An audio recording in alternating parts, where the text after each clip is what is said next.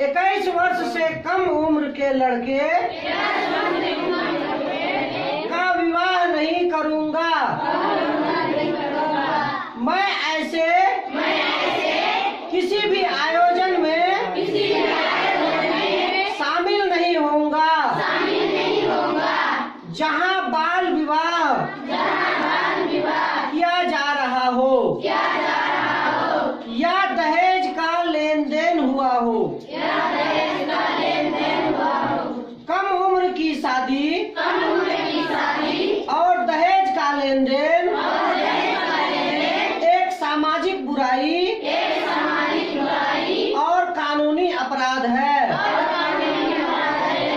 अतः मैं प्रण करता हूँ कि इनकी रोकथाम के लिए मैं हर संभव प्रयास करूँगा। मैं अपने राज्य को बाल विवाह और दहेज मुक्त बनाने की प्रतिज्ञा करता हूँ।